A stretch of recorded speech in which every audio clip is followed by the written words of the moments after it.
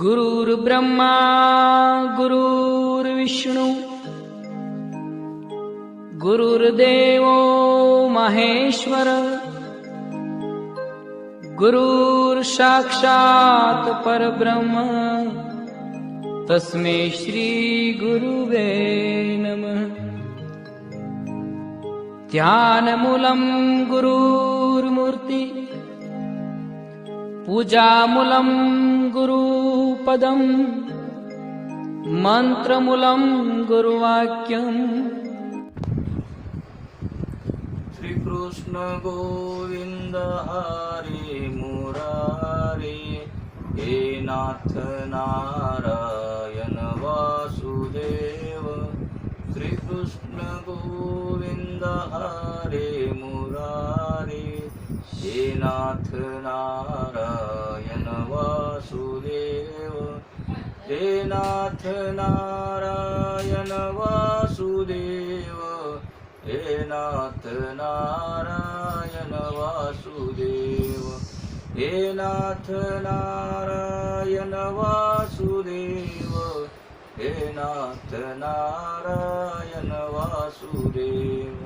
श्री कृष्ण गोविंद हरे मुरारे, हे नाथ नारायण वासुदेव।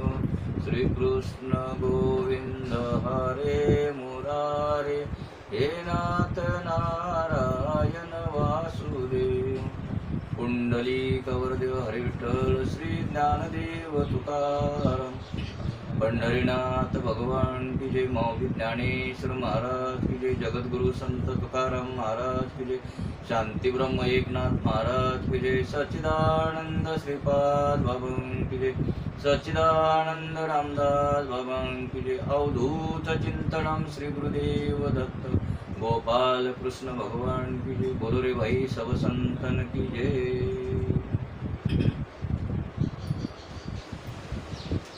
ब्रह्मदेवाला शंका होती की हा कृष्ण खरोखर देव आहे का, म्हणून त्याची परीक्षा घेण्यासाठी ब्रह्मदेवाने सर्व जी गुरे वासरे परत गोपी बालक सर्व तो आपल्या ब्रह्मपुरीला घेऊन गेला आणि एक वर्षानंतर त्याला असं वाटलं की काय चाललंय म्हणून बघूया, म्हणून तो 1 वर्षानंतर पुन्हा पृथ्वीवरती आला तर पाहिलं तर जसंच्या तसं चालू आहे। कारण भगवान श्रीकृष्णाने पुन्हा जशी तशी रूप धारण केली होती, म्हणून पूर्वी जसं चाललं होतं तसंच चाललेलं आहे असं ब्रह्मदेवाने पाहिलं। श्रीकृष्णाने जेव्हापासून बालकांचे आणि वासरांचे रूप धारण केले तेव्हापासून गोपी आणि गायी त्या मुलांवर व वासरांवर पहिल्यापेक्षा अधिक प्रेम करू लागल्या। आपापल्या आपत्यांना प्रेमाने न्हाऊ घालू लागल्या। गायी आपल्या बछड्यांना दूध पाजत आहेत, त्या चाटत आहेत, पण त्या तृप्त होत नाहीत। ब्रह्मानंदात तृप्ती नको, पुरे कधी असते काय? ब्रह्मदेव हे पाहण्यासाठी भूतलावर दुसऱ्यांदा आले की मुले व वासरे यांशिवाय इकडे काय होत आहे। त्यांनी पाहिले असता त्यांना आढळले की सर्व काही पूर्ववत चालू आहे। तीच मुले, तीच वासरे आणि श्रीकृष्ण त्या सर्वांसह खेळण्यात कुदण्यात मग्न आहे। ब्रह्मदेव विचारात पडले की ही वासरे व ही मुले खरी आहेत की मी नेली ती खरी आहेत। दुसऱ्याशी खेळणारा दुःखी होत असतो। ज्ञानी पुरुष आपल्या आत्मस्वरूपातच रममाण होत असतात। भगवान कृष्ण आपल्या स्वरूपाशी खेळत आहे। श्रीकृष्ण तर योगेश्वर आहेत। श्रीकृष्णाने एक निराळ्या प्रकारची लीला करण्याचा विचार केला। त्याने ब्रह्मलोकात जाऊन ब्रह्मदेवाचे रूप धारण केले व तेथील सेवकांना सांगून ठेवले की एक नकली ब्रह्मदेव आजकाल इकडे तिकडे फिरत असतो। तो जर इकडे आला तर त्याला चांगला खरपूस समाचार तुम्ही घ्यावा। विचारात पडलेले ब्रह्मदेव जेव्हा ब्रह्मलोकात परत आले तेव्हा सेवकांनी त्यांची चांगली खरडपट्टी करण्यास प्रारंभ केला। तू तर नकली ब्रह्मदेव आहेस, खरे ब्रह्मदेव तर राजवाड्यात बसलेले आहेत. ब्रह्मदेवाने डोळे मिटून ध्यान लावले. पाहतो तो आपल्या सिंहासनावर श्रीकृष्ण बसलेले त्याला दिसले. सर्व मुलात व सर्व वासराती श्रीकृष्णच दिसू लागले. परब्रह्माचे दर्शन ब्रह्मदेवाला घडले. ब्रह्मदेव बाळकृष्णाची परीक्षा घ्यायला चालले होते, पण त्यांची स्वतःचीच परीक्षा झाली. कृष्ण रूपात नारायणाचे दर्शन झाले. ब्रह्मदेव स्तुती करू लागले.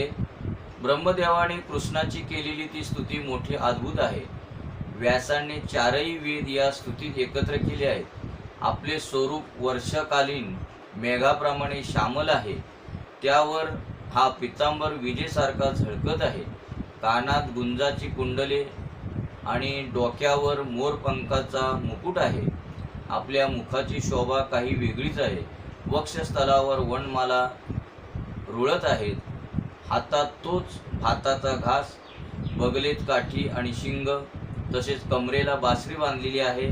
कमलापेक्षाही कोमल चरण असलेल्या आणि गोप बालकांचा वेश धारण करणाऱ्या तुम्हा परमात्म्याला मी वंदन करतो. श्रीकृष्ण मेघाप्रमाणे श्यामल आहे. मेघ संत आहे, म्हणून परमात्म्याने मेघाचं वर्ण धारण केला आहे.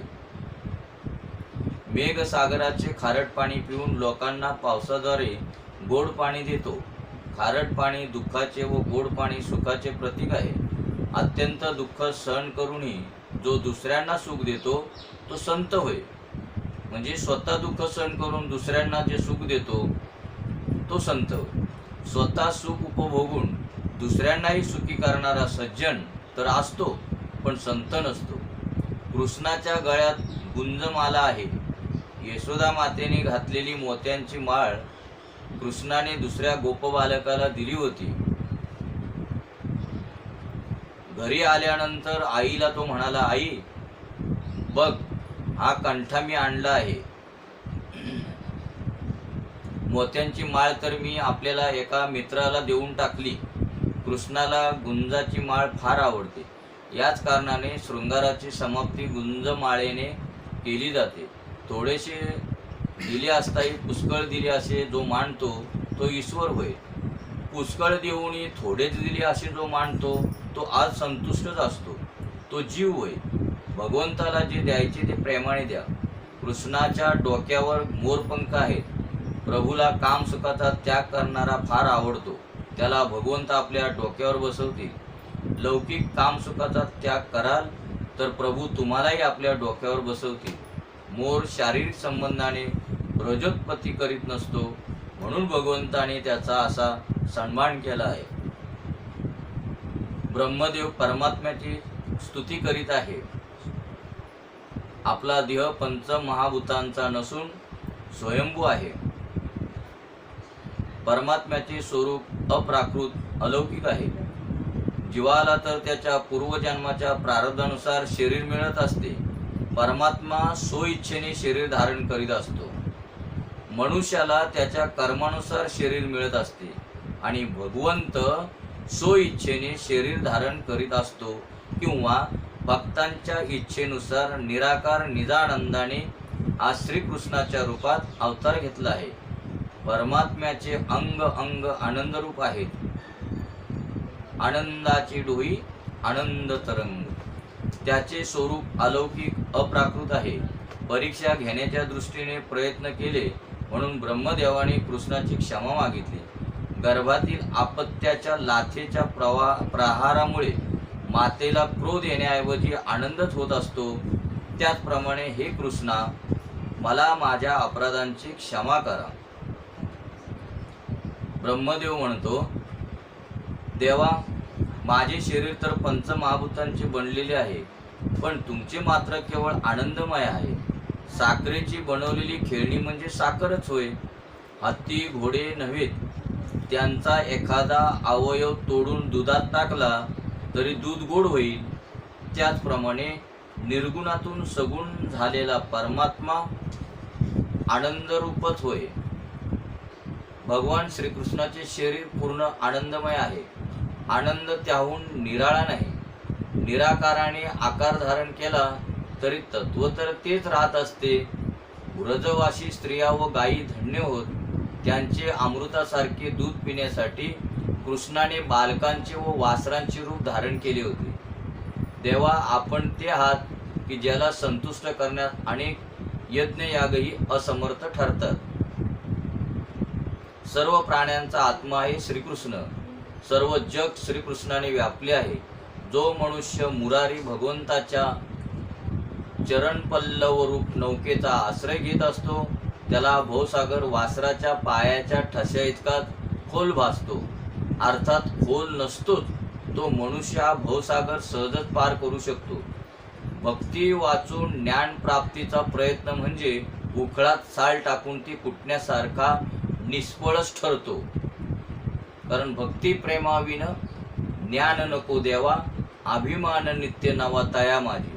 म्हणजे केवळ ज्ञानाने भगवंताला प्राप्त करणे हे फोल ठरतं. पण भक्ती जर असेल ज्ञानाच्या बरोबर तर मग मात्र ते सफल होऊ शकतं. म्हणून भक्ती वाचून ज्ञान प्राप्तीचा प्रयत्न करणे म्हणजे उखळात साल टाकून ती कुटण्यासारखा निष्फळच ठरतो. फक्त भक्तीच मोक्षदायिनी आहे. ब्रह्मदेवाने वंदन व स्तुती करून कृष्णाची क्षमायाचना केली. ब्रह्मदेवाने भोजनात विक्षेप आणला होता म्हणून स्तुती समाप्त झाल्यावरही कृष्ण काहीच बोलले नाही. कुणाच्या भोजनात विक्षेप आणणे किंवा कुणाची झोप मोडणे पाप होय. ब्रह्मलोकात झोपी गेलेले बालक 1 वर्षानंतर जागे झाले. त्यांना वाटले की आजच लीला झाली आहे. ही लीला 1 वर्षभर चालू होती. म्हणून आगासूर वधाची कथा मुले आपल्या मातांना लवकर सांगू शकली नाहीत. काही महात्मे हिला ब्रह्ममोह निवारण लीला म्हणतात. श्रीधर स्वामींनी हिला सर्वोदय लीला म्हटले आहे. कृष्णाने जसा आनंद यशोदेला दिला तसाच आनंद गोपींना, गोपबालकांना, गायींना व वासरांना दिला म्हणून ही सर्वोदय लीला होय. साधना केल्याने चित्तशुद्धी होते, नंतर ईश्वराची प्राप्ती होत असते. म्हणून नाही चित्तशुद्धी तेथे बोध करील काय, नाही निर्मळ जीवन.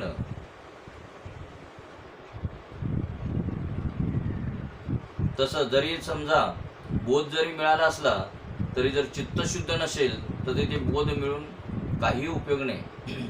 तसं साधना केल्याने चित्तशुद्धी होते, नंतर ईश्वराची प्राप्ती होत असते. श्रीकृष्ण परमात्म्याचे पूर्ण स्वरूप आहे म्हणून त्यांच्यात सर्व शक्ती प्रकट झाल्या आहेत. अन्य सर्व अवतार अंशावतार होत, परंतु राम व कृष्ण अवतार मात्र पूर्णावतार होत. नरसिंह अवतारात क्रियाशक्ती प्रकट झाली आणि ज्ञानशक्ती गुप्त राहिली. दुसऱ्या अवतारात केवळ एक शक्ती प्रकट झाली आणि दुसऱ्या शक्ती गुप्त राहिल्या. श्रीकृष्णाने एकेका लीलेत एकेका देवाचा पराभव केला. वत्स लीलेत ब्रह्मदेवाचा गर्वहरण केला. गोवर्धन लीलेत इंद्राचा आणि रास लीलेत कामदेवाचा पराभव केला. एके दिवशी कृष्ण म्हणू लागला, आई, आता मी मोठा झालो आहे, गायी चारण्यात जाऊ का?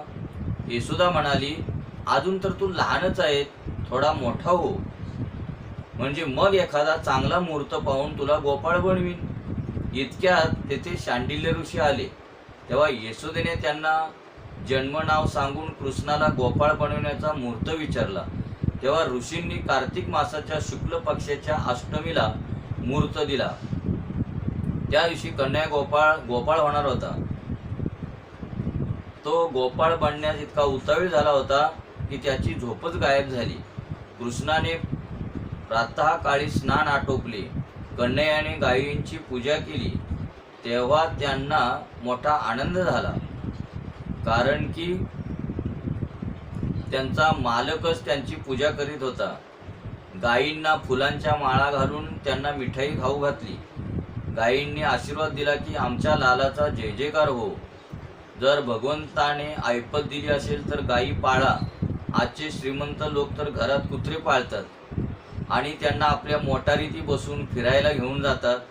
अशा लोकांच्या बाबत एवढेच म्हणता येईल की ते आपल्याला पुढल्या जन्माची तयारी करीत आहेत. कुत्र्यावर जर अतिस्नेह कराल तर मरण समयी त्यात वासना राहील व पुढील जन्मी कुत्र्याच्या योनीत जन्म घ्यावा लागेल. कुत्र्याचा तिरस्कार करू नये, त्याला खाऊही घाला, पण त्याच्या मागे पागल बनू नका. गायीत सर्व देवांचा वास आहे. गायीची सेवा केल्याने आपला अपमृत्यू टळतो. तिची पूजा करण्याचा अर्थ आहे तिला पोटभर खाऊ पिऊ घालणे. नुसता टिळा लावल्याने तिचे पोट कसे भरेल? गाय तर व्रजभक्त आहे. एकनाथ महाराजांनी एकनाथी भागवतात एक विनोद केला आहे. श्रीरामांनी काय काय केले नाही. अनेक राक्षसांचा वध केला, अनेक यज्ञ केले, प्रजेचे उत्तम रीतीने पालन पोषण केले, परंतु ते राजाधिराज असल्यामुळे गायींची सेवा करू शकले नाहीत. त्यांच्या मनात गोसेवेची वासना राहून गेली, म्हणून ते गायींची सेवा करण्यासाठी कृष्ण अवतार घेऊन आले. कारण राम जन्मामध्ये ते राजा होता ना, तेव्हा त्यांची इच्छा होती की गोपालन करावं म्हणून त्यांनी पुढचा अवतार घेतला आणि त्यांना गायीची सेवा करण्यासाठी कृष्ण अवतार घेऊन आले. अर्थात राम व कृष्ण हे दोन्ही एकच होत. प्रातःकाळी ब्राह्मणांनी गणपतीची पूजा करवली. श्रीकृष्ण पूर्ण पुरुषोत्तम आहेत म्हणून ते धर्माचे सर्व प्रकारचे आचरण करतात, सर्व धर्म मर्यादा पाळतात. गायींची पूजा करून त्यांनी गायींना प्रदक्षिणा घातली. ही तर कृष्णाची पौगंडा अवस्था होय. शांडिल्य ऋषींची आज्ञा झाल्यावर कन्हैयाने आईला नमस्कार केला. यशोदेच्या डोळ्यातून हर्षाश्रू टपकू लागले. कृष्णाने आईला रडण्याचे कारण विचारले तेव्हा यशोदा म्हणाली, तू सकाळपासून गायींना घेऊन रानात जाशील, तो सायंकाळीच परत येशील. तुझा सुंदर चेहरा पाहिल्याशिवाय माझा सर्व दिवस कसा जाईल? जीव जेव्हा देवा वाचून एक क्षणभरी जिवंत राहू शकत नाही आणि जीव जेव्हा अशा अवस्थेवर पोहोचतो तेव्हा देव तात्काळ त्याच्या मांडीवर येऊन बसत असतो. यशोदेने कृष्णाला जोडे घालण्यास सांगितले तेव्हा कृष्णाने नाकारले आणि म्हणाला, मी गोपाळ आहे, गायींचा सेवक आहे, तेव्हा सेवक कधी जोडे घालू शकतो का? यशोदा म्हणाली, बेटा गाय तर पशु आहे. कृष्ण म्हणाला, आई असे कधी म्हणू नकोस हा. गाय पशु नव्हे, ती आम्हा सर्वांची माता आहे. तिच्या सर्व देवांचा वास आहे. मी तर गायींचा सेवक आहे. जोवर कृष्ण गोकुळात राहिले तोवर त्यांनी 4 प्रकारचा संयम पाळला होता. गोकुळात कृष्णाने कधीही शिवलेले कपडे घातले नाहीत, कारण त्याचे साथीदार गोप बालक फार गरीब होते. कृष्ण गोकुळात राहिला तोवर त्याने कोणतेच शस्त्र धारण केले नव्हते. एका हातात बासरी व दुसऱ्या हातात लोणी खडीसाखर असे मुरलीच्या मधुर नादाने तो संपूर्ण गोकुळ वेडावून सोडत होता. आपल्या डोक्यावरचे केस त्याने कधीच कापू दिले नाहीत. कृष्णाने कधी जोडे घातले नाहीत. श्रीकृष्णाने गायींची जशी सेवा केली तशी आजपर्यंत कुणी केली नाही व पुढे कुणी करू शकणार नाही. गायींचे खाणेपिणे झाल्याशिवाय तो काही खात पित नसे. असा कृष्ण जर गोकुळ सोडून जाऊ लागला तर गायींच्या डोळ्यांतून अश्रू वाहू लागले असतील. यात नवल काय? पशु असूनही सर्व गायी कृष्णाजवळच राहू इच्छित होत्या. कृष्ण आपल्या पितांबराने गायींना पुसत असे आणि आपली मिठाई त्यांना खाऊ घालीत असे. आईने कधी विचारले तर तो सांगत असे की मला गाय फार आवडते, त्यांच्या खाण्याने मला मोठा आनंद होतो. आता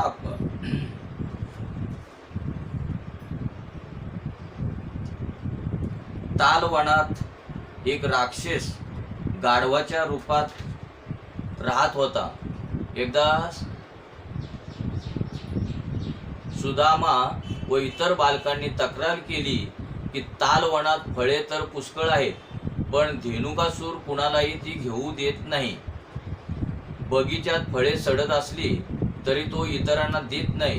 तो धेनुकासूरच होय. म्हणजे आपल्या बगीच्यामध्ये फळे आहेत, सडली तरी पण तो कुणालाही देत नाही, त्याचं नाव धेनुकासूर होय.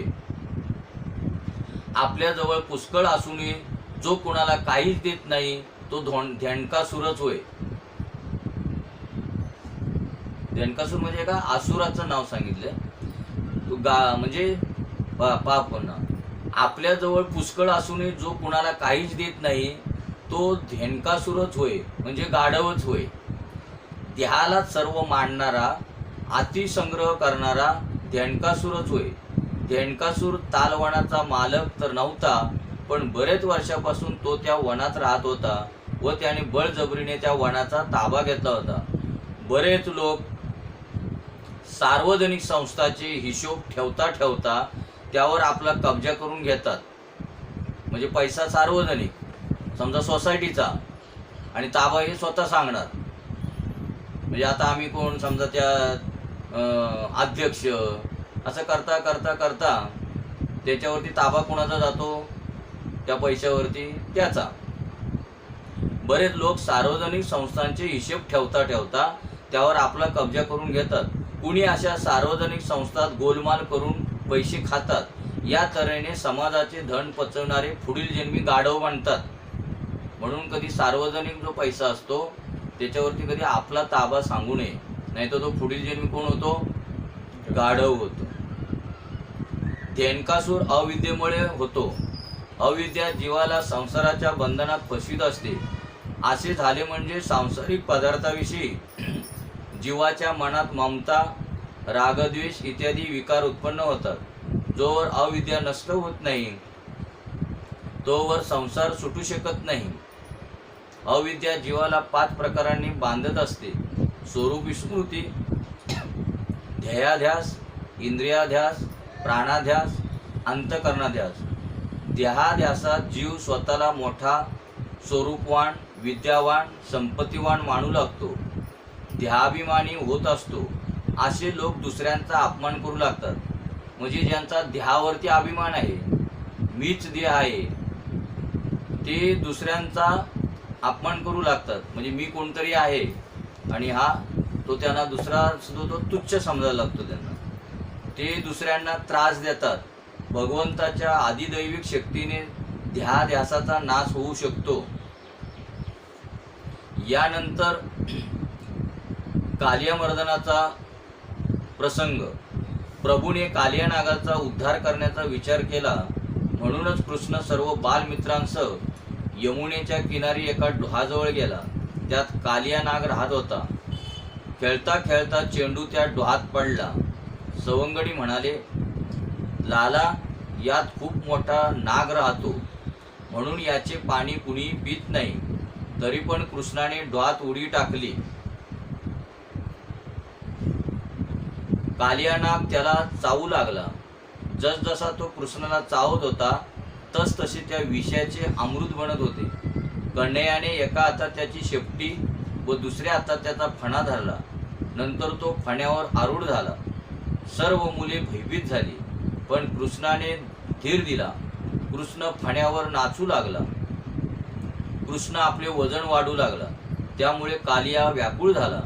नागपत्न्या कृष्णाला शरण आल्या व कृष्णाची प्रार्थना करू लागल्या, देवा, आपण आमच्या पतीला जी शिक्षा केली ती योग्यच आहे, कारण यामुळे दुर्जनांच्या पापांचा नाश होईल. आपण सर्वांना ज्याच्या त्याच्या कर्मानुसार दंड देता. रावणाच्या वधाच्या वेळी मंदोदरीने असेच म्हटले होते. रामचंद्र प्रभूंची प्रार्थना करीत ती म्हणाली होती, माझ्या पतीची हीन कर्मी या त्यांच्या हीन दशेला कारणीभूत होत. यांचा वध करण्यात आपला कोणताच दोष नाही. तसं नागपत्न्या म्हणतात, तसा तर आमचा पती दुष्ट नाही, कारण की आपण त्याच्या मस्तकावर आपले चरण ठेवले आहेत. श्रीकृष्ण कालिया नागाला म्हणाले, तुझ्यामुळे हा सर्व जलाशय विषारी झाला आहे, म्हणून तू इथून कुठेतरी दूर निघून जा. नाग म्हणाला, प्रभो, मी जाण्याचे नाकारत नाही, पण मला गरुडाचे भय वाटते. भगवान उत्तरले, माझ्या मंगलमय चरणांचा स्पर्श तुला झाला असल्यामुळे गरुड तुला कधीच त्रास देणार नाही. कालिया नाग गरुडाच्या भीतीने यमुनेच्या उदरातील पाण्यात लपून राहत होता. कालियाचा फणा तर मर्यादित होता. आमचे तर हजारो आहेत. आमचे संकल्प विकल्प म्हणजे आमचे फणे होत. काल्या नागाचा जो फणा होता तो मर्यादित होता, पण आपला जीवांचा जो फणा आहे म्हणजे कोण, संकल्प विकल्प, ते तर त्याच्यापेक्षा अनेक आहेत. भगवंताची प्रार्थना करा की माझ्या मनाच्या कालिया नागाचे दमन करा.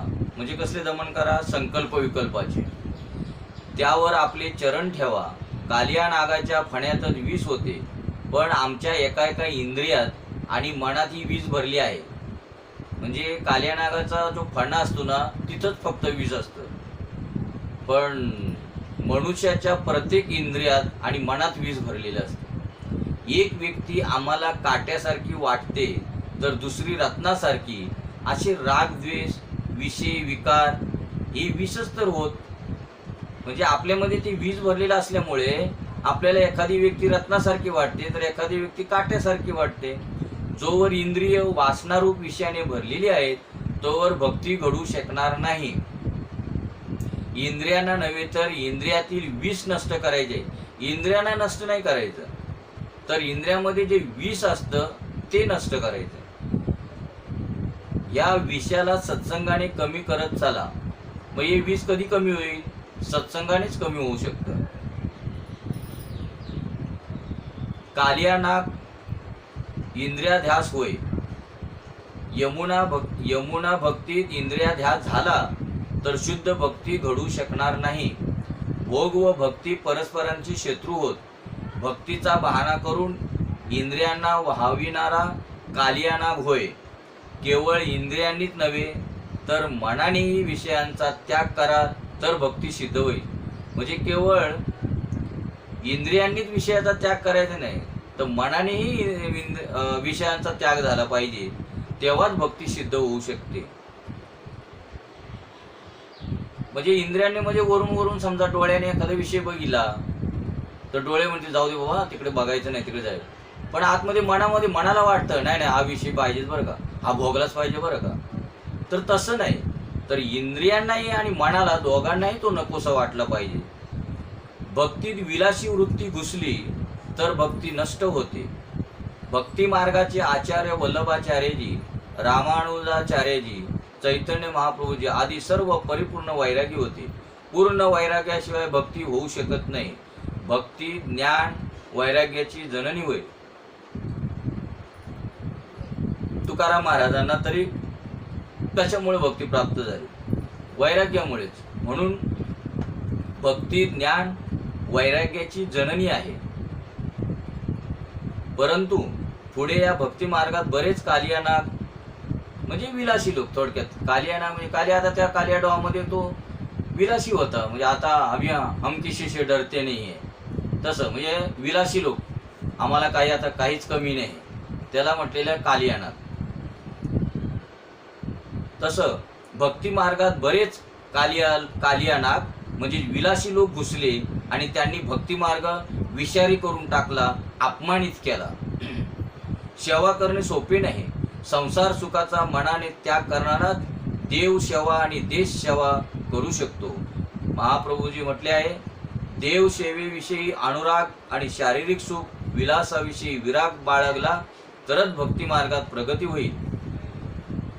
देश सेवेत व देव सेवेत व देश सेवेत इंद्रियांच्या लालन पालनाला कुठेच स्थान नाही. इंद्रियांचा गुलाम देश सेवा कधीच करू शकणार नाही. जर इंद्रियांचा गुलाम असेल तो कधी देशाची सेवा करू शकणार नाही. सर्व इंद्रिय वासना विषयाने भरलेली आहेत. भगवंताने सर्व दैत्यांचा नाश केला होता, पण कालियाचे फक्त दमनच केले होते, त्याला नियंत्रित केले होते. म्हणजे कालियाला मारला नाही तर त्याचं काय केलं, फक्त दमन केलं, म्हणजे त्याला नियंत्रित केले. कालिया रूपी इंद्रियांचा नाश नव्हे तर दमन करायचे आहे. म्हणजेच आपण इंद्रियांचं काय करायचं, आपण इंद्रियांचा नाश नाही करायचा तर दमन करायचं. त्यांना विवेकाने वश करायचे आहे. इंद्रियांना सत्संग घडवा, त्यात त्यांना भक्तिरसाची प्राप्ती होईल आणि ती शुद्ध होतील. इंद्रियातून वासनेचे विष काढून टाका व त्यांना सत्संगात लावा.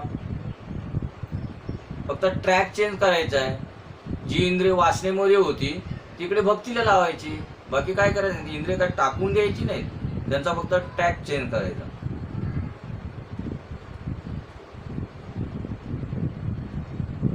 कालिया नागाला भगवंताने विष रहित करून रमणक द्वीपाला पाठवले होते. इंद्रियांची शुद्धी कराल तर ती भक्ती रसात लीन होऊ शकते. इंद्रियांचा भोगाने क्षय व भक्तीने पोषण होत असते. जोवर इंद्रियात वासन वीज भरलेले असेल तोवर भक्तीची प्राप्ती होणार नाही. म्हणजे आपल्या इंद्रियामध्ये वासनारूपी वीज जर भरलेला असेल तोवर भक्तीची प्राप्ती होणार नाही. इंद्रियाध्यास आला म्हणजे भक्ती गढूळ होऊन जाते. इंद्रियांना भोगाने नव्हे तर भक्ती रसाने ओले चिंब करायचे आहे. भक्तीच्या द्वारे इंद्रियांना रमणद्वीप सत्संगात रममाण करा. भक्ती मार्ग अत्युत्तम आहे. यात इंद्रिय पुष्पे भगवंताच्या चरणी व्हायची असतात. ज्ञान मार्गात इंद्रियांशी संघर्ष करावा लागतो. इंद्रियांना मारावे लागते. असे करू नका. समजावून समजावून त्यांना भक्ती मार्गाकडे वळवा. श्रीकृष्णाने दोनदा दावाग्नी गिळला होता. यमुनेच्या डोहातून कृष्ण सुखरूप बाहेर पडला तेव्हा सर्वांना आनंद झाला. ते सर्व त्या रात्री यमुनेच्या किनारी झोपले. त्यावेळी अकस्मात दावाग्नी पेटला व व्रजवासी घेरले गेले. तेव्हा भगवान कृष्णाने तो दावाग्नी गिळून त्यांचे सर्वांचे रक्षण केले.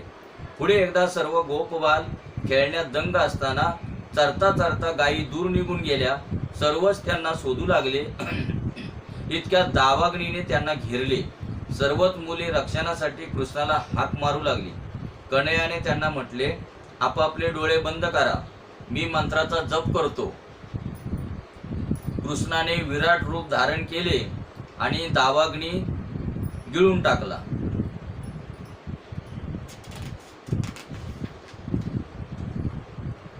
जेव्हा जेव्हा तुम्ही प्रतिकूल अवस्थारूपी दावाग्नीने घेरले जाल तेव्हा तेव्हा तुम्ही डोळे बंद करून प्रभूचे ध्यान करा. म्हणजे जेव्हा जेव्हा तुम्हाला असं वाटलं की आता मला खूप भयंकर मोठं दुःख झालेलं आहे, भयंकर मोठा प्रसंग आलेला आहे, तेव्हा आपण काय करायचं, फक्त डोळे झाकून भगवंताचं ध्यान करायचं. प्रतिकूल परिस्थितीमध्ये जीव जळत असतो तोच दावाग्नी होय. भगवंत अशा व्यक्तीला दिलासा देत असतो की मी तुमच्या सोबतच आहे. संसार रूपी दावाग्नी भडकून चोहोबाजूने जीवाला घेरून टाकीत असतो. कचेरीत वरिष्ठ अधिकाऱ्यांशी भांडण होते व तो मनुष्य घरी येऊन पाहतो तो आई व पत्नी यांचे भांडण चाललेले असते. म्हणजे कचेरीमध्ये तो गेलेला असतो कशासाठी, कचेरीमध्ये एखाद्या वरिष्ठांशी म्हणजे अधिकाऱ्याशी भांडण झालं. आता घरी आल्यावर ते त्याला जरा शांती वाटेल असं वाटलं होतं, पण घरी आल्यावर आईचं आणि पत्नीचं भांडण. अशा वेळी कोणाचा पक्ष घ्यावा, आईचा की पत्नीचा? असे दावाग्नीचे प्रसंग प्रपंचात सर्वांवरच येत असतात. अशा वेळी तर त्या गोपबालकांप्रमाणे डोळे मिटून भगवंताला शरण जावे. म्हणजे पत्नीची बाजू घ्यायची नाही आणि आईची बाजू घ्यायची नाही, फक्त डोळे मिटून एक तास भगवंताचं चिंतन करायचं. मग आपला अग्नी जो भडकलेला असतो तो ऑटोमॅटिक शांत होणार, भांडण रूपी अग्नी. भगवान तुमची सर्व दुःखे गिळून टाकील, नष्ट करील. प्रभूचा नाम जप सांसारिक दावाग्नीला विझवून टाकील. भगवंताने प्रलंबासुराचाही वध केला होता. प्रलंबासूर म्हणजे मोठमोठ्या वासना. या वासनामुळे जीव ईश्वराला भेटू शकत नाही. शब्द ब्रह्माचे चिंतन कराल, नाम जप कराल तर अंतकरणातील वासनांचा हळूहळू क्षय होईल. रासलीलेत प्रवेश करायचा असेल तर प्रथम सर्व दुर्गुणांचा नाश करा. दुर्गुण रहित होऊन शुद्ध झाल्यावरच जीव रासक्रीडेत सहभागी होऊ शकतो. कृष्णाची बासरी ऐकून तिच्या मधुर स्वरांचे जे वर्णन गोपींनी केले तेच वेणुगीत होय. आल्हाददायक शरद ऋतू आला. वृंदावनाची शोभा काही वेगळीच खुलली. मंद मंद सुगंधित वारा वाहत होता. कृष्णाने गायी व गोपालांसह वृंदावनात प्रवेश केला. गायी चारताना कृष्ण बासरी वाजू लागला. बासरीच्या स्वरात गोपी तल्लीन झाल्या. बासरी वादन तर नाद ब्रह्माची उपासना आहे. बासरी जोवर वाजत नाही तोवर कृष्णदर्शनी होत नाही. वेणुश्रवणाचा आनंद तो आनंद आहे की ज्याच्या समोर विषयानंद व ब्रह्मानंदही तुच्छ होत, या नाद ब्रह्मासमोर सर्व आनंद तुच्छ होत गोपी घरात राहूनच कृष्णाची बासरी ऐकू शकत होत्या व भगवंताची लीलाही पाहू शकत होत्या. गोपींना दूरदर्शन व दूरश्रवणाच्या सिद्धी प्राप्त झाल्या होत्या. वेणुगीतातील श्लोक निरनिराळ्या गोपींचे आहेत. श्रीधर स्वामींचे म्हणणे आहे की गीतातील वक्त्या निरनिराळ्या गोपी असल्यामुळे एका श्लोकाचा दुसऱ्याशी संबंध दिसून येत नाही. गोपी म्हणतात, आमच्या डोळ्यांचे पारणे तेव्हाच फिटते की जेव्हा श्याम सुंदर श्रीकृष्ण आणि गौर सुंदर बलराम गोप बालकांसह रानात गायी चरण्यास घेऊन येतात. आपल्या ओठांवर मुरली धारण करून आमच्याकडे तिरप्या नजरेने पाहत राहतात. अशा वेळी आम्ही त्यांचे मुखसौंदर्य पाहण्यात आमचे देहभान विसरून जातो. बलराम श्रीकृष्ण उत्तम नटांप्रमाणे अत्यंत शोभायमान दिसत असतात. अशा श्रीकृष्णाचे दर्शन घेणारे डोळेच सार्थकी लागलेले असतात. अशा दर्शनाशिवाय डोळ्यांची सार्थकता होऊ शकत नाही. तुका म्हणे जन्म आल्याचे सार्थक, विठ्ठलची एक देखलिया. तसं जशी सफलता डोळ्यांना कृष्ण दर्शनात मिळते, तशी सफलता सर्व इंद्रिय कृष्ण सेवेत दडले असतात देहाला मिळते. अगं सखे, कन्हैया बासरी वाजवीत आहे, ऐक तर जरा. ही बासरी नव्हे, कृष्णाची पट्टराणी आहे. मी ऐकले आहे की तो जेव्हा भोजनात बसतो तेव्हा ती बासरी आपल्या कमरेला खोचलेली ठेवतो व जेव्हा झोपतो तेव्हा तो तिला आपल्या पलंगावर पोटाशी ठेवतो. मग ती बासरी त्याची पट्टराणीच नव्हे का? कृष्णाचे ओठ म्हणजे बासरीचे तक्के आणि हात गादी, डोळे दाशी.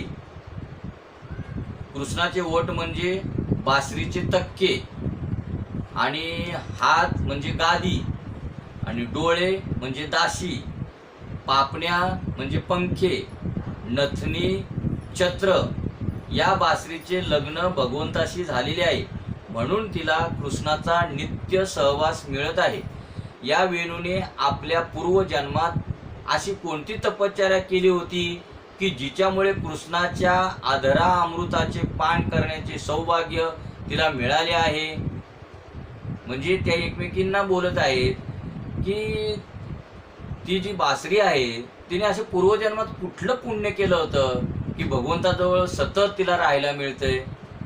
एका गोपीने बासरीला विचारले, अगं सखे, तू असे कोणते पुण्य केले आहेस की जेणेकरून प्रभूने तुला आपले मानले आहे? बासरी म्हणाली, मी घोर तपश्चर्या केली आहे. माझे पोट रिकामे आहे. माझ्या पोटात मी काही ठेवीत नाही. ती आपल्या पोटात काही ठेवीत नाही, म्हणून भगवंताला प्रिय आहे. वैर, द्वेष, कटुता इत्यादी सर्व आपण आपल्या पोटातच ठेवीत असतो. या सर्व गोष्टी पोटात भरून ठेवण्याच्या नव्हे, तर जो बासरीसारखा होऊ शकतो तो देवाला आवडतो. बासरी म्हणाली, माझ्यात अनेक गुण आहेत. मी पुष्कळ कष्ट भोगले आहेत. 6 ऋतूंचे मार मी सहन केले आहेत. कुणी एकाने तर माझे पोट कोरले. म्हणजे तिला 6 होल असतात बासरीला. तर 6 ऋतूंचे मार मी सहन केले आहेत. कुणी एकाने तर माझे पोट कोरले, त्यावर भोके पाडली, तरी मी चूप राहिली. इतके कष्ट मी सहन केले आहेत, म्हणून देवाने मला पसंत केले. म्हणजे माझ्यावर जे जे आघात आले ते मी सोसले, म्हणून भगवंताने मला पसंत केले. कितीही दुःखाचे प्रसंग येवोत, धीर सोडू नये. कमी खाणाऱ्याचे शरीर निरोगी राहते, तर सहनशील माणसाचे मन निरोगी असते. बासरी आपल्या धण्याच्या इच्छेनुसार बोलत असते, त्याप्रमाणे आपणही भगवंताच्या इच्छेनुसारच बोलत जावे. म्हणजे बासरी स्वतः वाजते का तिला कोणतरी वाजवतं? तिला वाजवतं, म्हणजे भगवंत तिला वाजवतो म्हणून ती वाजते. मग आपण जे चालतो बोलतो ते आपल्याला कोणतरी चालवतं का आपण चालतो? म्हणून चाले हे शरीर कोणाचे सत्य, कोण बोलवितो हरिविन, हे आपण जाणलं पाहिजे. थाप मारणारा अविवेकी होतो, तो स्वतःच आपला विनाश ओढवून घेतो व दुसऱ्यालाही हानी पोहोचवितो. आपणा सर्वांचे स्वामी आहे ईश्वर, त्यांच्या इच्छेनुसारच वाणीचा उपयोग केला पाहिजे. बासरीला जसे बोलवावे तशी ती बोलते.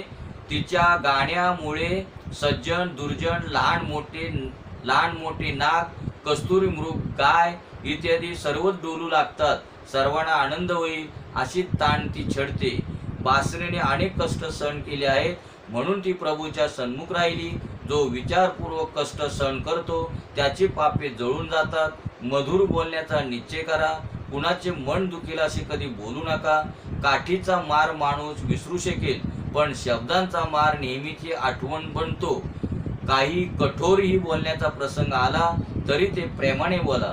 बासरीचा एक गुण हाही आहे की ती जेव्हा एकटी असते तेव्हा मौन राहते. तुम्ही ईश्वराच्या ध्यानाच्या वेळी मौन पालन करा. कित्येक लोक शरीराने सावध असतात, तोंड बंद ठेवतात, पण मनाने मात्र चालते फिरते बोलत राहतात आणि म्हणतात आम्ही मौन पाळतो. मौन म्हणजे काय? शब्दाने न बोलणं म्हणजे मौन नाही.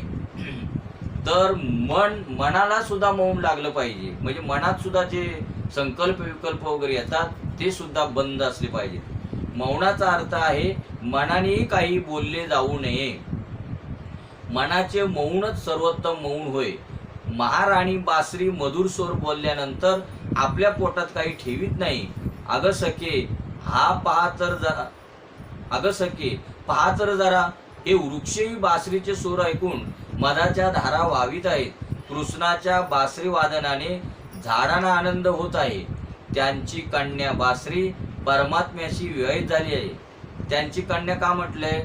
कारण झाडापासूनच ती झालेली आहे ना. एक महात्मा म्हणतात की हे तर वृक्षांचे हर्षाश्रू आहेत. त्यांची कन्या श्रीकृष्णाची पट्टराणी झाली आहे म्हणून त्यांना हा हर्ष झाला आहे.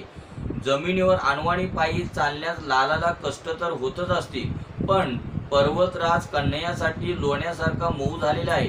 कृष्णाच्या पदस्पर्शाने पर्वताची कठोरता निघून गेली आहे. गिरिराज सर्वश्रेष्ठ हरिदास आहे. तो गायींना गवत देतो.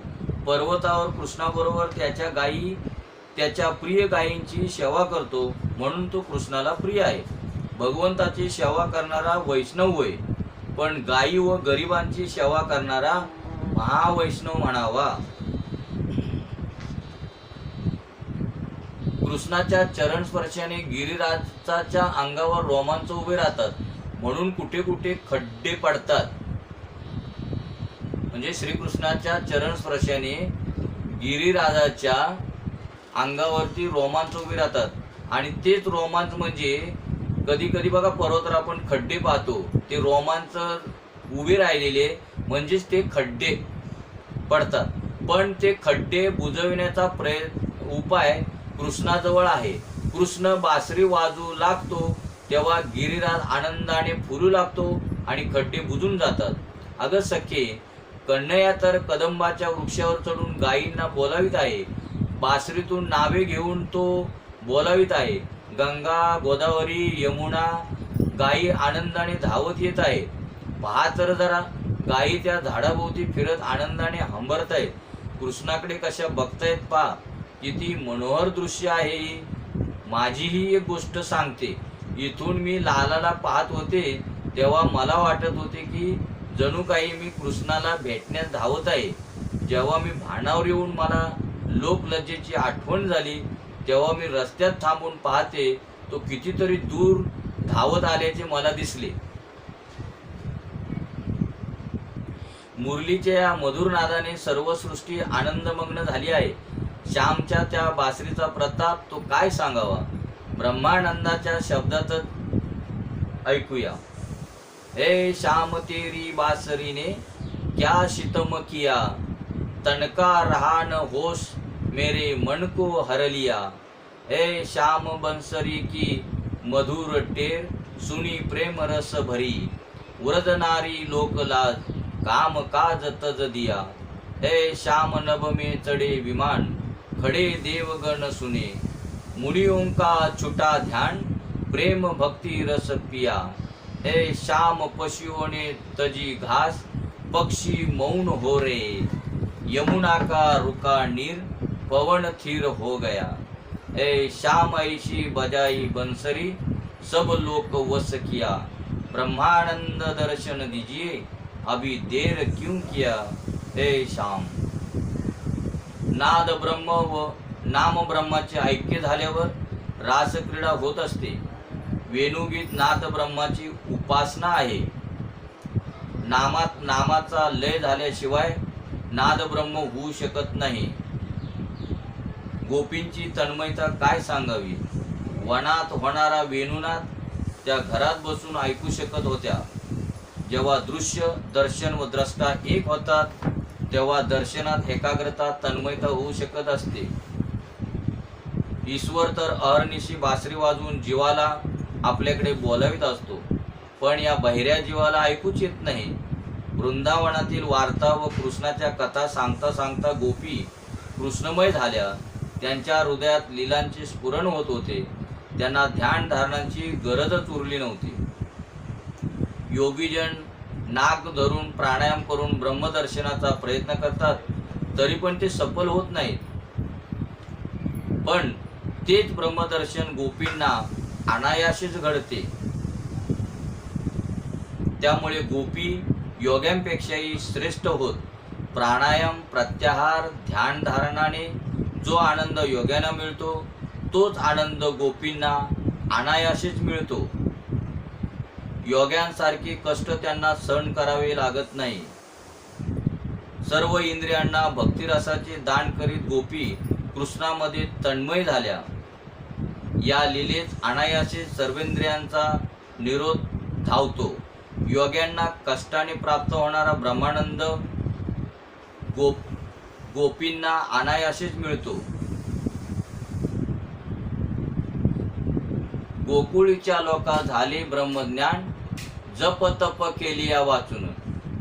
गोकुळच्या ज्या गोपी होत्या, गोप बालक होते, त्यांना जे ब्रह्मज्ञान झालं ते काहीही न करता, जप तप काही केलं नाही, केवळ आणि केवळ भगवंतावरचं प्रेम, या प्रेमामुळेच भगवंत त्यांना वश झाला. गोपींची समाधी दिव्य आहे. त्या तर प्रेम संन्यासिनी आहेत. त्यांनी श्रीकृष्णासाठी सांसारिक सुखांचा त्याग केला आहे. सुखाचार्यांसारखी योगी त्यांची चरित्र गातात. योग्यांना असे वाटू लागते की आपण तर संसार व वस्त्रे यांचा त्याग करून संन्यासी बनलो आहोत, पण ह्या गोपी तर संसारात राहून आणि साड्या नेसून ही संन्यासिनी बनल्या आहेत.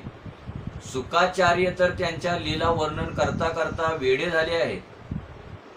ज्ञान व भक्ती वाढवाल तर रास क्रीडेत प्रवेश मिळेल. ब्रजवासी गोवर्धन पर्वतावर गेले होते.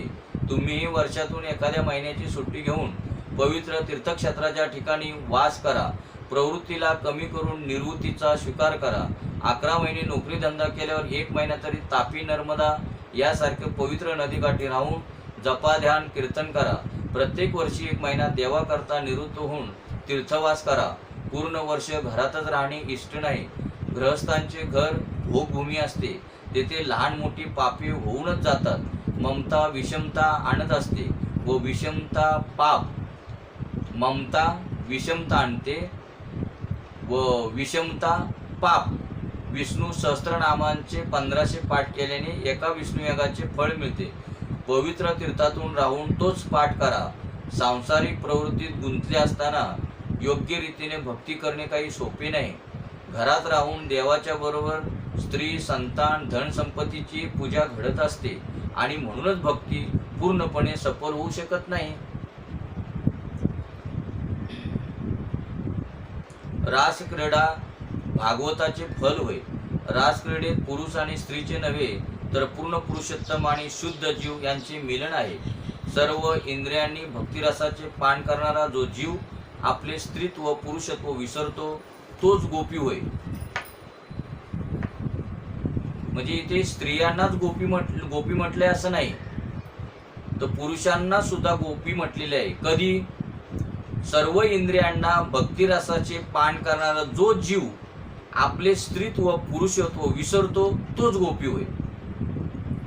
आपले स्त्रीत्व व पुरुषत्व भाव यांचे विस्मरण करायचे आहे. म्हणजे मी स्त्री आहे का पुरुष आहे याचं विस्मरण करायचं आहे. जर देहभान राहील तर काम नष्ट होणार नाही. ध्येयभानावर जर आपण असू तर तसं काम नष्ट होऊ शकत नाही. काम भाव नष्ट झाल्यावरच गोपी भाव जागत असतो.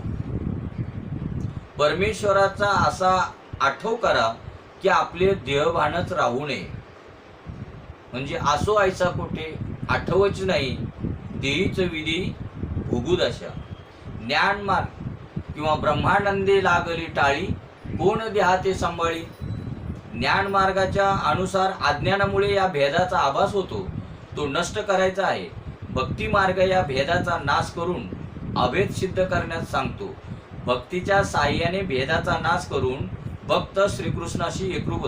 जोपर्यंत भेद जात नाही तोपर्यंत श्रीकृष्णाशी एकरूप होता येणार नाही. म्हणजे जीव भाव नष्ट झाला पाहिजे आणि तिथे ब्रह्मभाव आला पाहिजे. वासनेचा क्षय झाला म्हणजे जीवन शुद्ध होत असते. पुतनारूपी वासना व तृणावर्त रजोगुण यांचा नाश झाल्यावर जीवन सात्विक होईल. भक्तिरस सर्वच इंद्रियांना पुष्ट करीत असतो. दावाग्नी शांत झाल्यावर वेणुगीत श्रवण करणे शक्य होते. वेणुगीतेत ब्रह्मचारिणी गोपींचा रास आहे. यज्ञपत्नींच्या प्रसंगात विवाहिता गोपींचा रास आहे. तर गोवर्धन लीलेत व वानप्रस्थी गोपींचा रास आहे. वेणुनादात नाद ब्रह्माची उपासना करताना गोपी तन्मय झाल्या. गोपींनी कात्यायनी व्रत केले म्हणून श्रीकृष्णाने त्यांना दिव्य वस्त्रे दान दिली. एकदा गोप बालकांना भूक लागली होती. त्यांनी कृष्णाला तसे सांगितले. कृष्णाने त्यांना यज्ञ करणाऱ्या ब्राह्मणांकडे पाठवले. ब्राह्मणांनी काहीच दिले नाही, पण ब्राह्मणांच्या स्त्रियांनी त्यांना जेवू घातले. हीच आहे यज्ञपत्न्यांच्या उद्धाराची संक्षिप्त कथा.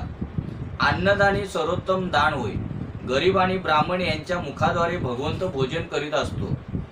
सर्वांना यथाशक्ती जेवू घाला. आता पुढे येत आहे गोवर्धन लीला. गो म्हणजे ज्ञान आणि भक्ती. ज्ञान व भक्ती वाढवणारी लीला म्हणजे गोवर्धन लीला होय. ज्ञान व भक्ती वाढल्यामुळे देहाध्यास नष्ट होतो आणि जीवाला रास क्रीडेत प्रवेश मिळू शकतो. ज्ञान व भक्ती वाढण्यासाठी काय केले पाहिजे तर घर सोडावे. गोप गोपींनी घरे सोडून गिरिराज गोवर्धनावर वास केला होता.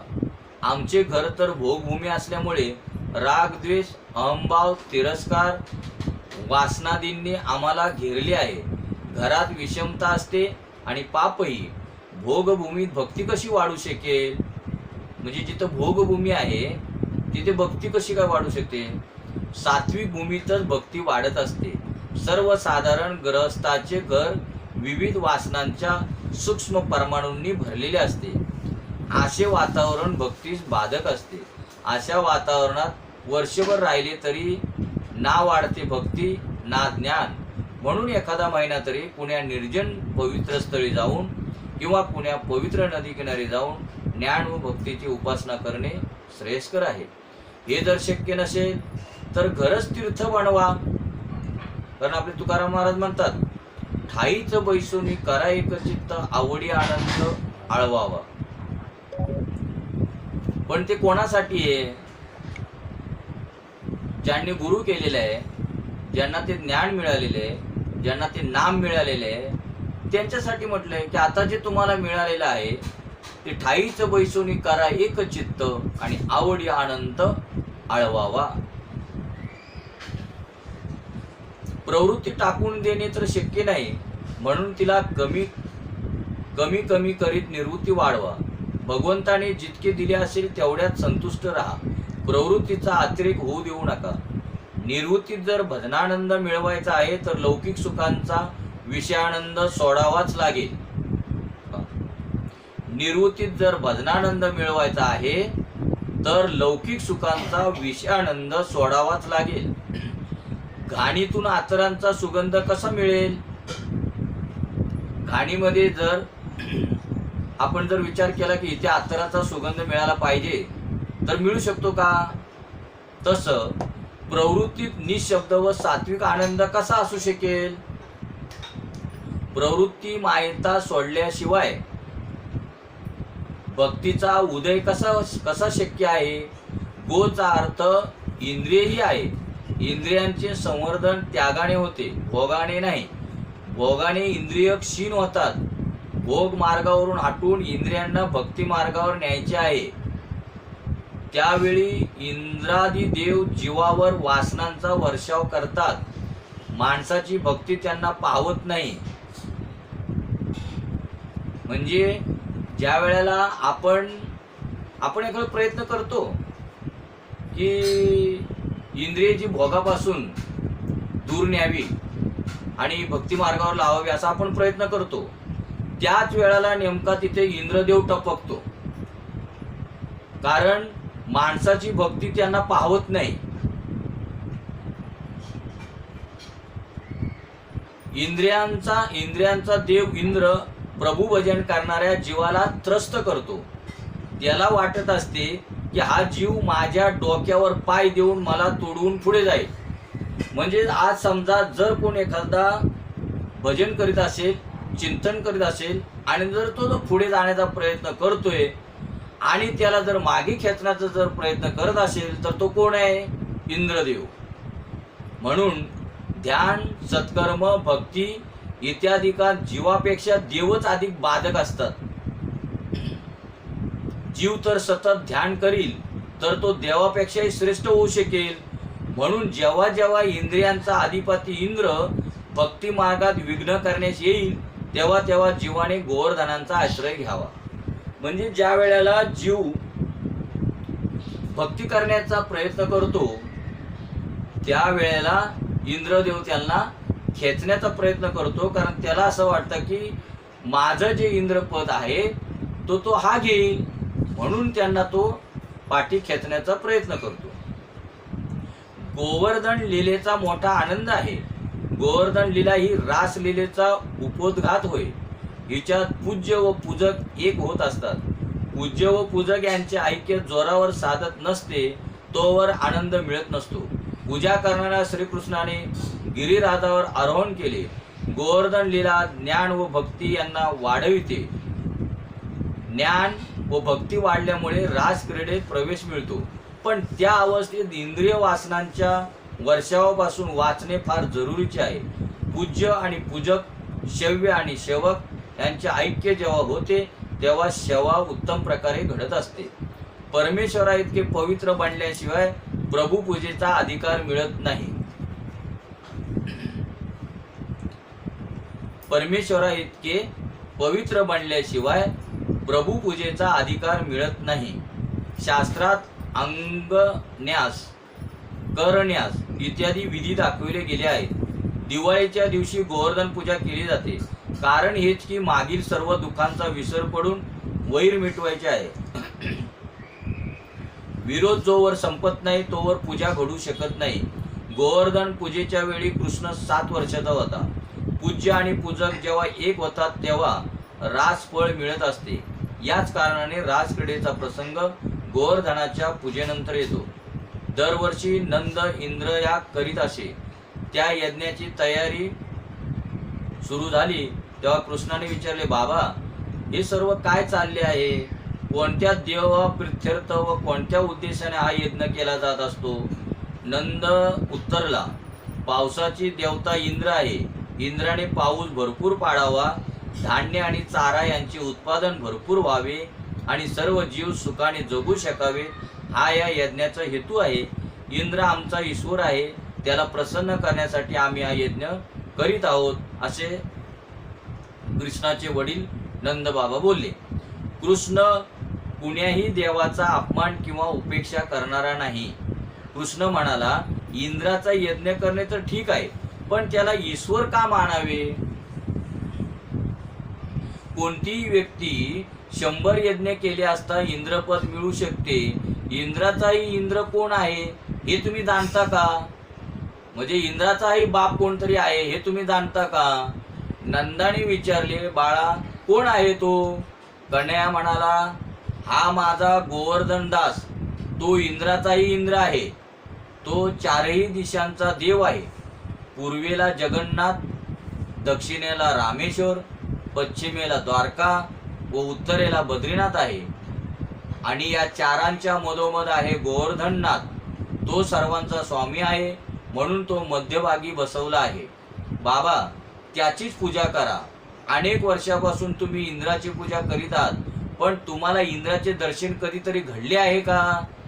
नंद म्हणाला, नाही, एकदाही नाही. कृष्ण म्हणाला, इतक्या वर्षाच्या पूजेनंतरही जर तो दर्शन देत नाही, तर याचा अर्थ असा आहे की तो अभिमानी आहे. ज्या देवाला कधी पाहिले नाही त्या देवाची पूजा का करता? हा गोवर्धन तर आमचा प्रत्यक्ष देव आहे. हा जो पर्वत दिसत आहे हे त्याचे वरचे आदिभौतिक रूप आहे. त्याचे आंतर व आदिदैविक स्वरूप तर निराळेच आहे व ते सूक्ष्म आहे. गोवर्धननाथ या पर्वतात सूक्ष्म रूपाने बसला आहे. म्हणजे जो हा पर्वत जो आहे ना, त्या पर्वतामध्ये गोवर्धननाथ सूक्ष्म रूपाने बसला आहे.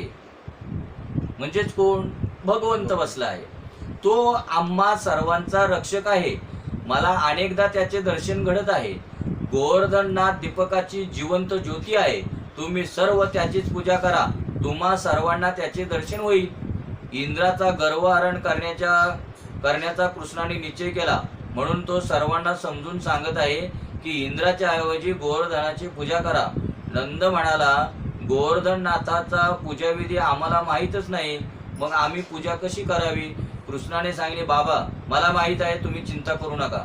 गोवर्धनाच्या पूजेची तयारी करा. गरिबांसाठी अन्नकूट करायचं आहे. गरीब जन, गायी व सदाचारी ब्राह्मण यांची पूजा म्हणजे देवाची पूजा होय. घराघरातून खाण्यापिण्याच्या वस्तू मागविण्यात आल्या. गायीची मिरवणूक निघाली.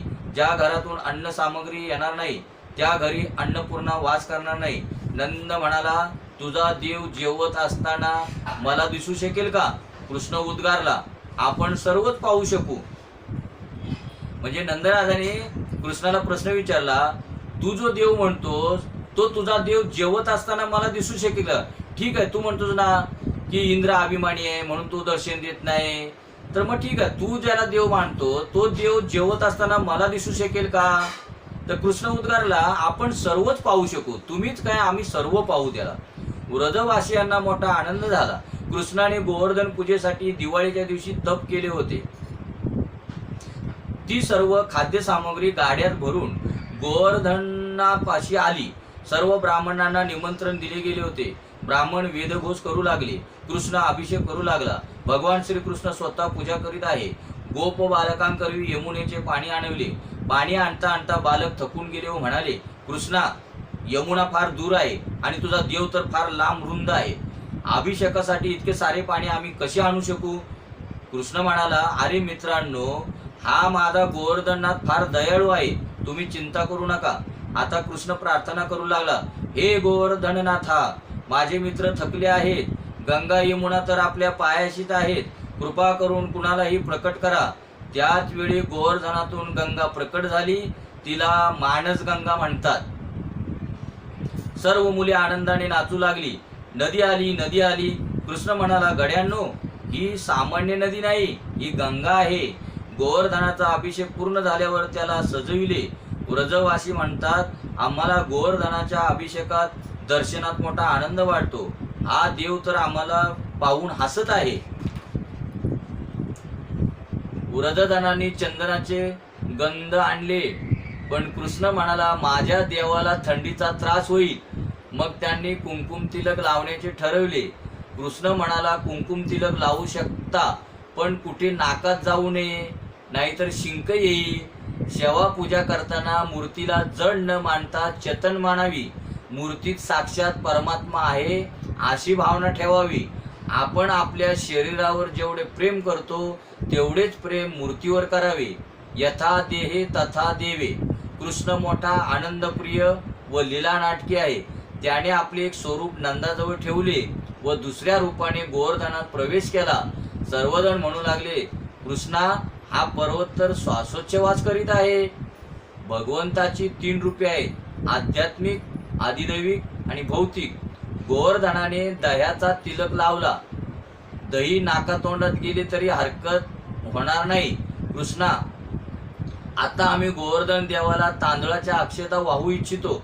कृष्ण मला नका नका, तांदळाच्या अक्षता रुतल्या तर मग आम्ही काय करावे? कृष्ण म्हणाला, मोत्यांनी पूजा करा. जर प्रेमाने मोत्यांनी पूजा केली तर तुमचे घर मोत्यांनी भरून जाईल. सर्व विचारू लागले, कृष्णा आता आम्हाला काय करायचे आहे? कृष्ण म्हणाला, आता माझ्या देवाला भूक लागली आहे, नैवेद्य अर्पण करा. देवाला नैवेद्य दाखवल्याशिवाय कधी खाऊ नये. म्हणून पूर्वीची माणसं सणासुदीला का होईना काही जर बनवलं तर पहिलं त्याच्यातली थोडं थोडं थोडं थोडं काढून देवासाठी ठेवायचे. आता ठेवतात की नाही देव जाणे. नैवेद्य दाखवला नाही तरी देव तर उपाशी राहणार नाही, पण तुम्हाला मात्र कधीतरी उपाशी राहावे लागेल, या जन्मात किंवा पुढील जन्मी. व्रजजन म्हणाले, काय गोवर्धन नाती उपाशी असू शकतात? काय ते खरोखरच खातील? कृष्ण म्हणाला, होय होय, माझा देव तर दिव्यांच्या ज्योतीसारखा जिवंत आहे. तो प्रत्यक्ष आहे. तो आमच्या देखतच भोजन करीत. सर्व खाण्याचे पदार्थ पर्वताच्या आकारात ठेवले गेले व तुलसी दलही वाहिले गेले. हे गोवर्धननाथा, आपणाला कोण खाऊ घालू शकतो? आपणच तर सर्व जगाचे अन्नदाता आहात. आमची इच्छा आहे, प्रार्थना आहे की आपल्याला भोजन करताना आम्ही पाहावे. गोवर्धननाथ ताट उचलून जेवू लागले. गोप बालक आनंदाने नाचू लागले.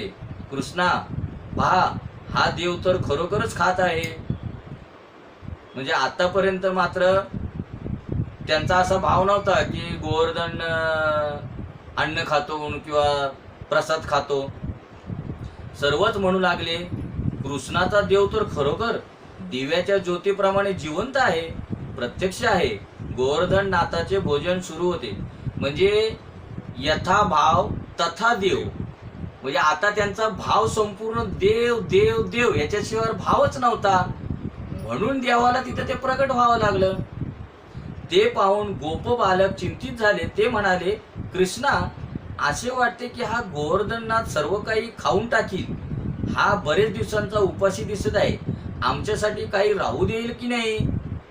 तू तर कधी एवढा खात नसतोस. हा तर एकटाच सर्व फस्त करीत आहे. प्रसाद तरी मिळेल की नाही? कृष्ण म्हणाला, माझा देव जितके खाईल तितकेच तो आम्हाला पण देईल. पहा, गोवर्धननाथाजवळ लक्ष्मी आली आहे. हा ज्यांच्या घरी भोजन करील त्यांच्या घरावर महालक्ष्मीची कृपा होत असते. गोवर्धननाथाची पूजा व आरती झाल्यावर सर्व व्रजवासीजन जेवायला बसले. लहानसा कृष्ण वाढत आहे व आग्रह करून सर्वांना खाऊ घालीत आहे. गोप बालक म्हणत आहे, आता तर इतके उत्तम भोजन तयार होत आहे की जर एका पोटाऐवजी 3-4 पोटे असती तर किती मजा आली असती. कन्हैया म्हणाला, पाहिजे तितके खा, पण नासाडी करू नका. अन्न तर ब्रह्म आहे. जो तुमचे उष्टे खाईल तो तुमचे पुण्य खाऊन जाईल. प्रसादाचा अपमान कराल तर गोवर्धननाथ रागावेल. आता हा गोवर्धननाथ कोण होता? तोच होता. अन्नाचा कधी अनादर करू नका. भिकाऱ्यालाही उष्टे अन्न देऊ नये. भिकारी कोण आहे? तर तोही एक ईश्वराचा अंश आहे ना. मग आपण भिकाऱ्याला काय देतो? कमीत कमी त्याच्या पोटाला अन्न पुरेल एवढं तरी त्याला द्यावं ना. पण सर्वांना प्रसाद दिला गेला. सर्वजण रात्री गोवर्धनाच्या पायथ्याशी झोपले. इकडे नारद इंद्रापाशी आले व म्हणाले, नारायण नारायण, इंद्रा, त्या गवळ्याच्या पोराने तुझा अपमान केला आहे. आता नारदाचं काम काय? इकडची बातमी तिकडे आणि तिकडची बातमी इकडे. नारद इंद्रापाशी आले व म्हणाले, नारायण नारायण, इंद्रा, त्या गवळ्याच्या पोराने तुझा अपमान केला आहे. तुझ्या पूजेऐवजी त्याने गोवर्धनाची पूजा करविली. इंद्राने क्रोधायमान होऊन 12ही मेघांना आज्ञा दिली की त्या गवळ्याच्या पोराने माझा अपमान केला, म्हणून तुम्ही गोकुळावर तुटून पडा व सर्वांचा नाश करा. मेघांनी तुफानी पाऊस सुरू करून व्रजात हाहाकार करून सोडला. कार्तिक महिन्यात इतकी जोराची वृष्टी पूर्वी कधीच झाली नव्हती. सर्व भयभीत झाले. नंदही व्याकुळ झाला. कृष्ण म्हणू लागला, माझे प्रभू गोवर्धननाथ सर्वांचे रक्षण करतील, त्यांच्यावर विश्वास ठेवा. बघा, आता त्यांच्या मुखातून कधी आतापर्यंत कृष्णाच्या मुखातून आलं का की मी सर्वांचे रक्षण करीन, माझा देव रक्षण करीन? आणि आपण काय म्हणतो, थांबा थांबा, मी तुमचं सर्वांचं रक्षण करील, मै हू ना. तू कोण? त्यांच्यावर विश्वास ठेवा. त्यांनी मला स्वप्नात सांगितले आहे, म्हणजे भगवंत म्हणतात की गोवर्धन नाथावर विश्वास ठेवा. त्यांनी मला स्वप्नात येऊन सांगितले आहे की ते आमच्या पूजेने प्रसन्न झाले आहेत. 7 दिवस पाऊस पडत राहील, त्यानंतर त्यांना शरण गेल्यावर ते आमचे रक्षण करतील. मी हलका होऊन तुझ्या करंगळीवर उभा राहून सर्वांचे रक्षण करीन, असे ते म्हणाले. कृष्णा, असे आहे तर उचल लवकर गोवर्धनाला. कृष्ण म्हणाला, मी एकटा कसा उचलू? तुम्ही सर्वांनी मला साथ दिली पाहिजे. बघा आता काय तो एकटा का करंगळीवर धरू शकत नव्हता का? पण भगवंत आहे ना, त्याच्याबरोबर जे असतात ना, भगवंताबरोबर जे भक्त असतात ना, त्या भक्तांना श्रेय देण्याचा विचार करत असतो भगवंत. म्हणून त्या गोपाळांना श्रेय द्यायला पाहिजे होतं. म्हणून ते म्हणले, मी एकटा काय करू शकतो का? तर तुम्ही माझ्या बरोबर मदत करा. गोवर्धन फुलासारखा हलका झाला आणि कृष्णाच्या करंगळीवर उभा झाला. श्री गिरीधारी की जय. फारच आश्चर्यकारक घडले. 7 दिवसापर्यंत मुसळधार वर्षा होत होती. गोपाळांना वाटले कृष्ण एकटा थकून जाईल. त्यांनी आपल्या काठ्यांचे टेके लावले. कृष्णा, आम्ही आपल्या काठ्यांवर गोवर्धनाला उचलले आहे. तू थकून गेला असशील तर काढून घे तुझी करंगळी. कृष्ण म्हणाला, आता तो देवच आहे. त्याला असं वाटलं, म्हणजे गोपाळांना काय वाटलं की ह्या आमच्या काठ्या करंगळ्या सगळ्या आहेत म्हणून हा गोवर्धन उभा आहे. कृष्ण म्हणाला, तुम्ही काठ्यांनी गोवर्धन तोलून धरला आहे ना, मग मी माझे बोट काढून घेतो. जसे कृष्णाने आपले बोट काढून घेतले तसा गोवर्धनाचा भार असह्य झाला. गोपाळ ओरडू लागले, अरे कृष्णा, हा तर खाली खाली घसरत आहे, लवकर आधार दे. आधार घ्यावाच लागला तर ईश्वराचाच घ्यावा, दुसरा कोणाचा नको. तुका म्हणे तुझ सोडविना कोणी, एका चक्र पाणी वाचोनिया. येरती माईक दुःखाची जनती, नाही आधी अंती अवसान. म्हणून आपुला तो एक देव करून घ्यावा, तेने विन जीवा सुख नव्हे. ज्याला जे पाहिजे त्याला तेच हा गोवर्धन देतो. कृष्ण अलौकिक शक्तीचे दर्शन घडवित आहे. तो बासरी वाजू लागला तेव्हा गोवर्धन बोलू लागला. सर्वांना अतिशय आनंद झाला. गिरीधारीचे स्वरूप असे दिव्य होते की व्रजवासी 7 दिवसपर्यंत देहधर्म विसरून गेले. त्यांची ताण भूकही हरपली. अशा प्रकारे 7 दिवसापर्यंत भगवान कृष्णाने गोवर्धन पर्वताखाली सर्व व्रजजन व गायी यांचे रक्षण केले. आता इंद्राला कृष्णाच्या वास्तविक स्वरूपाची कल्पना आली. हा तर साक्षात परमात्मा आहे असे त्याला कळले. त्याचा सर्व अभिमान गळून गेला. तो कृष्णाला शरण येऊन म्हणू लागला, भगवान, माझ्या हातून मोठा अपराध घडला. नाथ, मला क्षमा करा. त्याने मेघांना वृष्टी बंद करण्याची आज्ञा दिली. सर्व व्रजजन बाहेर आले आणि व्रजभूमीला गेले. इंद्राने श्रीकृष्णाला दुधाने अभिषेक केला. ते दूध जेथे एकत्र जमले त्याला सुरभी कुंड म्हणतात. कृष्ण ईश्वर आहे की नाही याबद्दल काही लोकांना शंका होती. एक सभाही भरली. ती शंका चर्चिली गेली. कुठे हा 7 वर्षाचा मुलगा आणि कुठे तो भरभक्कम भारी गोवर्धन पर्वत. मग आजही असंच होतंय. कुठे जर एखाद्या वेळेला एखाद्या मुलाला जर समजा ईश्वराची कृपा झाली, साधूची जर कृपा झाली आणि तो जर बोलू लागला तर त्यावेळेला धडधाकट अशी माणसं म्हणतात की जी वयाने मोठी झालेली, ह्या पोराला काय कळतं, हे आता आम्हाला लागलं शिकवायला, नाही का. मग तसाच प्रकार इथेही झाला की हा 7 वर्षाचा मुलगा आणि कुठे तो भरभक्कम भारी गोवर्धन पर्वत. हा काही ईश्वर नाही, नंदाचा पुत्रच आहे किंवा कुणाचा उचलून आणलेला मुलगा असेल. चला आपण नंदाला विचारू. नंदाला विचारायला गेले, हा मुलगा कुणाचा हे आपण उद्या पाहू. कुंडली कवरदेव हरी विठ्ठल श्री ज्ञानदेव तुकाराम. पंढरीनाथ भगवान की जय. माऊली ज्ञानेश्वर महाराज की जय. जगद्गुरु संत तुकाराम महाराज की जय. शांती ब्रह्म एकनाथ महाराज की जय. सच्चिदानंद श्रीपाद भगवान की जय. सच्चिदानंद रामदास भगवान की जय. अवधूत चिंतनम श्री गुरुदेव दत्त गोपाल कृष्ण भगवान की जय. बोलो रे भाई सब संतन की जय.